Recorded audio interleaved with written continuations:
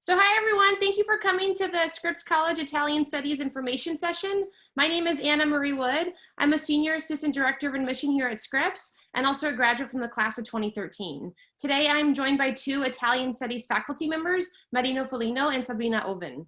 The purpose of this session is for you to learn more about Italian at Scripps, whether you're interested in maybe pursuing it as a major or a minor, or just broadly want to learn about how you can get engaged with studying Italian at Scripps. Maybe you already know it and want to continue learning. Maybe you don't know it at all and want to pick it up.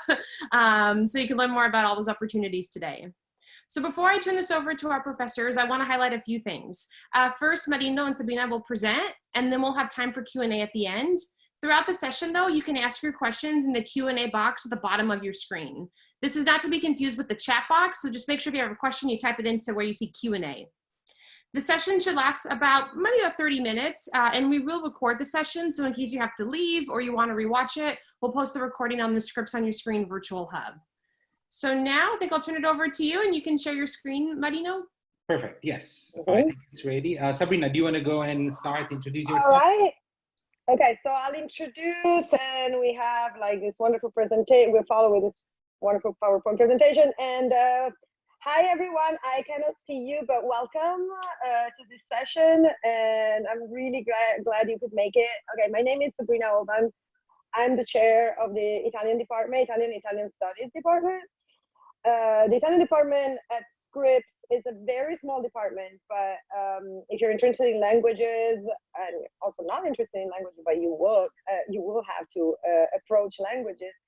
It's very small, but the particularity of our department is that it serves all of the colleges. So it's only at Scripps. No other colleges have Italian. So any student who wants to take Italian have to come to Scripps. So the great thing about Italian classes that are really attended by all the students in all the colleges. And we have, again, a small department. We pretty much see the main part of the department, myself and Professor Forlino. We have lectures, language lectures also. Yeah, oh, great. Thank you, Marino. So that's the whole department. You'll see Viviana and Amy are two Italian lecturers. And every year, this year is Monica, but every year we have also the help of an assistant who comes from Italy. So it's a recent graduate who joins us from Italy for a year, and she will take classes in the campus, any of her interests, but she will also teach conversation hours for all of our language classes, and also organize activities, extracurricular and class-related activities, and so engage with an Italian study community on campus. And over the years, through the work of the professors, myself, and the assistant, we've had a really incredible participation of students in an Italian club, in the Italian community, so that even over the year, like the Italian club is very, very solid. You will have people that know of it. So if you're interested in studying Italian, first of all, we recommend to start very soon, but also it's really a great opportunity to connect with, first of all, students from all the colleges, and with a really, really vibrant community of people that are interested in Italian, that go abroad, that come back, are really interested in the arts and music and all of the cultural product that Italy has to offer. So I think it's really great. In the past few years, we've had amazing students who have been very interested. So I don't know, I've said it a lot already. So Marino, I think like you might have something to add. Something to add. Okay, I'll try. So hi everyone, my name is Marino Forlino, and I'm one of the professors in the Italian department. I'm an assistant professor of Italian. So Sabrina and I prepared this PowerPoint with some of the information about like why studying Italian, but we also have some testimonies of the students who are currently taking Italian, who have taken Italian in the past, just to also give an idea of what kind of activities we organize for the students. So Some of the references, of course, are why studying Italian. Some people might think, oh, because there's a connection with fashion, with the arts, but we also try to investigate other topics. And in the classes we offer, for example, we offer the class on the intersection between medicine and literature. So this is why there's a reference to Leonardo's drawings, but also cinema. Sabrina also teaches Italian cinema. And we try to cover like all the different centuries. So mostly I would start covering in terms of literature, for example, Renaissance, Middle Ages, but Sabrina goes all the way up to the 21st century with a focus on the cinema. And in these regards, like among the classes that we offer, we have, for example, Renaissance Italian literature, the deunification of Italy, Italy as a murder mystery, history of Italian cinema, losers in Italian literature. And next fall, I'll be teaching a class on the interconnection between literature and food. And it's about the aesthetic and the ethical value of food in Italian literature. And so these are some of the brochures that we have for our classes, like Italy as a Murder Mystery, Boccaccio translation, translation traditions and betrayals of Boccaccio's Decameron, of its adaptation. And this is one of the extracurricular activities that we organize, which is a theater performance of Boccaccio's Decameron. So I mean, very, very contemporary. I mean, we're dealing with a pandemic, and this, in fact, is about the Great Plague of 1348. And this is like, just to give you an idea, something that the students prepared. So here we are. We did it 2 years ago.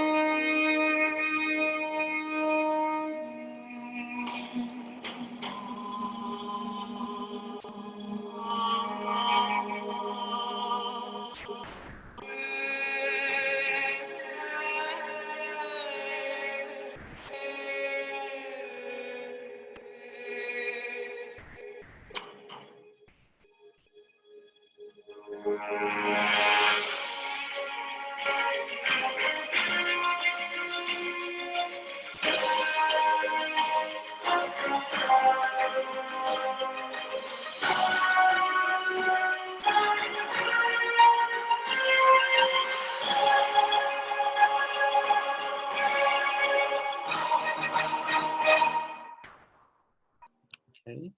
And so this was a cinematic adaptation, a theater performance that we did as a final project for a literature class. And it was a 40 minutes play, all in Italian, for the students enrolled in the upper division. Then we also have an Italian corridor, and the language resident, normally the language assistant, would be organizing activities for all the students who are in the Italian corridor. Mostly students who are just interested in continuing Italian with a major, with a minor, or just like in Italian language. And study abroad programs. Sabrina, if there's anything I'm missing, please feel free to add about the programs that we have. So normally students would have different places where they can go and study abroad. I mean, Parma with Pizzer, Bologna, Rome, Milan, and recently also Siena. So we try to actually push the students to go and study abroad and spend a semester. In some other cases, we've also had students studying abroad even for a full year. And these are some of the comments of the students, why they like taking Italian. And I mean, there's several like reasons. Some of them say the study abroad programs in Italy are amazing. And this was the first time I took a language course, and I couldn't have asked for better friends and professors. Okay, so that was nice. I can always count on Italian class to put a smile on my face. Going to class never feels like a chore. So that's a good one. That was very nice. Yeah, I mean, they're super nice, super enthusiastic. And these are some of the students' testimonies. They're very brief. So if you want, I can just play some of them. Okay, Gabi. Ciao a tutti. Hi everyone, my name is Gabi Lupola. I am currently a sophomore at Pomona College, but I've been taking Italian courses ever since my first semester on campus. It's been truly an amazing time. I've had great faculty like Marino, Forlino, and Sabrina, Ovan, and wonderful TAs like Marta Brambilla and Elena Colzani. So the department is admittedly small, but very interconnected and active on campus. We have Oldenburg lunch tables every Wednesday to feature Italian conversation during lunch, and the TAs have thrown amazing events like movie nights and food events, my favorite, obviously. And being able to learn Italian culture and history alongside the language, obviously, has just really left an imprint on me. I plan to study abroad in Bologna in the spring, thanks to a recommendation by Sabrina. And I also applied for a Sons of Italy Foundation scholarship, which I received this semester with the help of Sabrina, Marino, and Elenia, that will help me minor in Italian.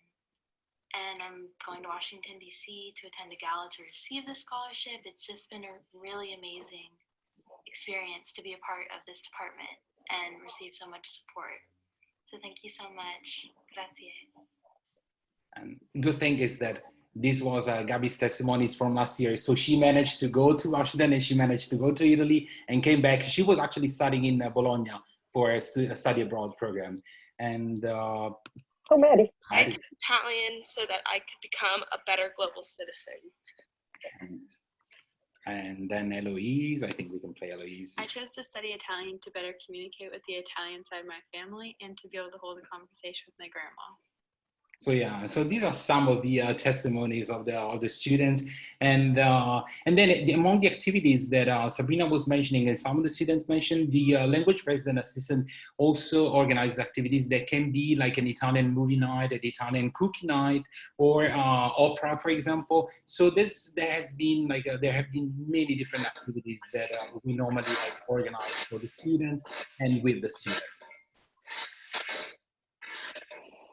Thanks, Marino. I don't know that I have anything to add. You said it's so great. The only thing about study abroad, yes, our common study abroad programs and the approved ones are actually Pitzer with Parma. Pitzer is a program that's been established in exchange with Pitzer. And also for the same program, students come here, they go to Pitzer in the spring usually, and there's always a really good interaction with a bunch of Italian students that come to campus for a period of time, so it's kind of an exchange. And that one's really great. Siena and Florence are great. I always recommend, especially for students who are more advanced, who really want more of an immersive thing, I would encourage to go to Bologna, which is really more of an authentic situation. And again, that's not necessarily approved by the college, but it is very common for our students to go there. So we actually are on a more of a fast track for approval. So if you're interested in that, that is also available. And many others are available, they work with petitions. So if students are interested in going other places and maybe pursuing other topics that might not be covered by those programs we have, there are many other programs that can be attended for credit. So. Yeah, and on that, Sabrina, sometimes, it's so, we also tell the students, we talk to them in case there's a specific program because they might be interested in a discipline instead of another. So we've had students interested in media studies, cinema studies. So we would send them we would recommend to study in Bologna, for example, or those who are interested in economics and business, they also go to Milan. So we really talk about that way before they start planning the study abroad program. Yeah, we normally offer very personalized counseling. The good thing of having such a small department is that we really know all of our students very well. Now we're seeing the testimonial. I'm like, oh, I just saw them in class an hour ago. Yes. And and definitely Eloise can communicate with her grandma right now. She's her Italian is really, really good. So yeah, this was all I had to say. I don't know if you want to add anything, but we're welcome any question and comment from the students. Thank you both so much. This was, I'm sold on Italian now. I want to take Italian classes, people. I'm gonna audit some of these classes. This is so interesting. So students, you're welcome to ask questions in the Q&A box. You can also, there's a little raise hand feature. I know we're a small group, so if you wanted to speak up, you can just click raise hand and then you could ask your question verbally on audio. But I'll go ahead and ask you both a question that I have that I know we've gotten from other students throughout the week. Is if you could talk a little bit about just how Thesis works, maybe how students work with you on Thesis and just kind of what that process looks like. Okay, I'll start. So Mhm. a thesis, it is an Italian study. We offer major and minor. So obviously for Italian studies major, a thesis is required. A thesis in Italian or Italian studies is, it is written in the second language. So we normally, we're very, very open about topics. So the topic usually is brainstorm with the student, and the student usually tells us what their the main interests are, and we work on defining a thesis topic that the student can do research, and it's also within their interest. What we do is that when the thesis is written in a second language, we normally allow for thesis to have a lower number of pages. So a thesis of 50 pages in Italian it's normal. Although I have to say this year I have like 3 theses and they all exceed 80 pages. It's pretty amazing. But yeah, they do vary. And sometimes we had like student who double major. So we are very flexible in that sense. Some students maybe write a thesis in Italian studies, but in English because Italian would be their second major and not like their only major.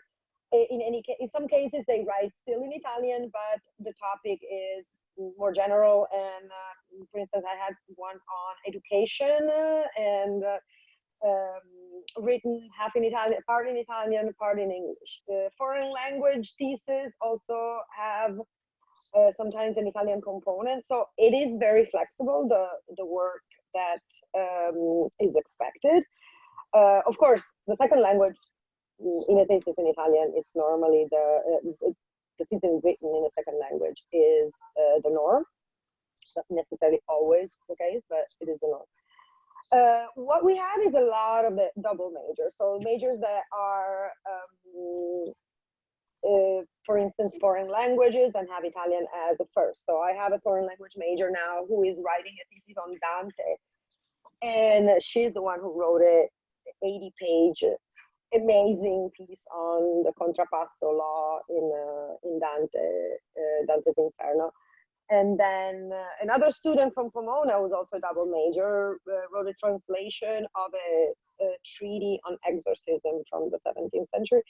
So as you can see, the topics, I had a student writing on the culture of paparazzi a few years ago.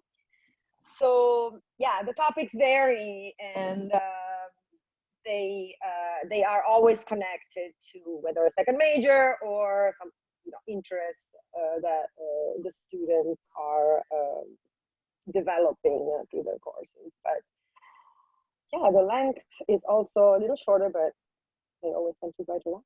Yeah. Awesome. Thank you both. And I think you kind of already answered this, but we have gotten some questions just about like students interested in, double majoring or dual majoring. So we're doing Italian and something else. I don't know if you wanted to touch on that anymore. And then another question that I have is just like, I'm just curious what your research interests are, or what are some aspects of Italian studies that you both really enjoy teaching? Oh, okay. I'll answer the first and for part of the second. So, I mean, I love both the questions. So question about the dual major, double major, Sabrina has already mentioned something about double majoring.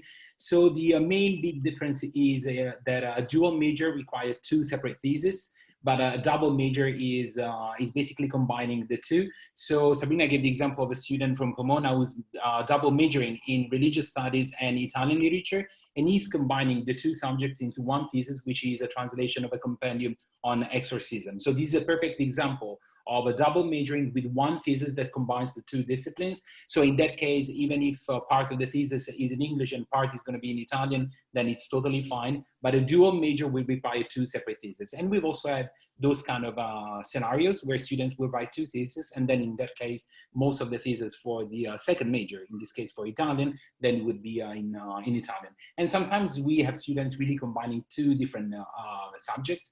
I mean, it can be art history and Italian, but it can also be chemistry and minoring in Italian, majoring in Italian. So, and I think that's the best part of it, because connecting like the different disciplines, that's really like the spirit of a liberal arts college. And this really reflects also part of my interest, and some of it is medical humanities and medical literature. So the class that I taught in core and something that I'm going to be also proposing for Italian for the future is a class on plague and epidemics in Italian literature and the way they have been portrayed from the Middle Ages to the 17th century. And I also work on medieval literature, but also Baroque literature and the fairy tale tradition. So in the spring 2020, there will be a class on fairy tales in Italian literature. Awesome. Amazing. Well, yes, I normally, and my research is actually on contemporary collective literature, like the original part of my literature, of my thesis. And I work on like 20th and 21st centuries collectives, from the avant-garde to this writers who write books in like 5-6 people, and there's like a few examples in Italy that are very interesting. So anything, I started with the study of experimental literature and mostly the 20th century. So I have, my research have developed more towards film studies inevitably, because of course to deal with popular culture and especially artifacts of the 20th and 21st century, you do not escape that, the route of cinema and new media. So film studies has always been one of the main directions of my research. I work on Italian cinema in general, but I am particularly interested in niche Italian cinematic products, just like the horror, the spaghetti western, other genre that were unknown until like American directors kind of like unearthed them and reworked them in their popular film. Tarantino is one of the examples, but not just him. And so I work mainly on Italian cinema and the influence on popular culture, I would say. Thank you both. And we have time for just one more question, and then we have to wrap up. But the question is, do you speak, could you go over methods of teaching? Do you speak any English in class? Do you focus on learning conversations or grammar first? Okay. Shall I go, Sabrina? Shall I start? Go ahead. Yeah, so we tend to use a communicative approach. So even from Italian 1, we will start with using strictly Italian, but this doesn't mean that 100% of the class is taught completely, like it's taught completely in Italian, but whenever it's necessary and fundamental to use very little English, we would use it, but we try to expose the students as much as possible to the Italian language. So we would use communicative approach, meaning we don't really provide them with a rule right away, but we want the student to understand how the grammatical rule works so that they can practice and use it as much as possible. So we try to really immerse them. I always say we cannot take all our students to Italy, but we try to recreate Italy in the classroom. And so these are some of the examples through what we use: video clips and music and realia, brochures. So nowadays it's very easy with technology, and we try to really bring Italy and Italian as much as possible into the classroom here at Scripps. Also, believe Marino when he says that, because honestly, I have never seen anyone as effective in communicating a language as Marino is. I don't know how he does it, but it's true. Like the approach is the communicative approach, which is the most generalized, accepted approach on college campuses for a foreign language generally. I mean, like, it is rare that I see right now colleagues using completely different approaches, which means an introduction to the language right away, 100% or close to 100% of use of the language in class. When we said like close to 100%, it's not that we don't use it. I try to use Italian, and Marino, I've seen Marino use Italian in very difficult situations. What we say is like, we don't have we're not paranoid about translating one word in English when it just saves time and it's just much easier and more practical. So sometimes when the grammar rule is complicated, I still explain it in Italian, but I normally give some translation or some comparison to another English form that might be easier for them. So that's what we mean. But the use of extracurricular activity, realia, games, technology. It's really widespread. And I have to say, Marino not only has given me and the other lecturers many ideas, but he has an ability of finding the right activity for the right grammatical topic or the right vocabulary thing. I don't know how to, like, just an example, he brought ties, Nice. like, ties to class to teach the imperative on how to do something. So he was explaining students to how to make a knot to the tie. Yeah. Make a tie knot, and they learned that too, So yeah, exactly. So they learned also something that they didn't know how to do, but I was only giving command in Italian, so they learned how to tie a tie, but they learned the rules, and they didn't even realize they were learning the rules. So this is the kind of approach we use, and the follow-up to that was amazing because all the students had to prepare a 1-minute video in which they were teaching their peers on how to do something. So we had someone preparing like origami, another one how to tune a guitar, another one how to comb your hair. So it was like, it's a fun activities, and we try to be as creative as possible. I always think that if I get bored, my students will get bored. So I try to amuse myself as much as possible. Thank you so much. Those are really good examples. We do have to end now, but students, if you have any questions, feel free to reach out to Marino and Sabrina after, if you want. And thank you both so much for presenting. It was really engaging, and I hope to sit in on one of your classes at some point in the future. Well, I want to really thank anyone who participated, and I really hope I'll see you. I'm not going to see you now, but I hope I'll see you very, very soon. Thank you. Thank you. Welcome, and I hope to see you soon.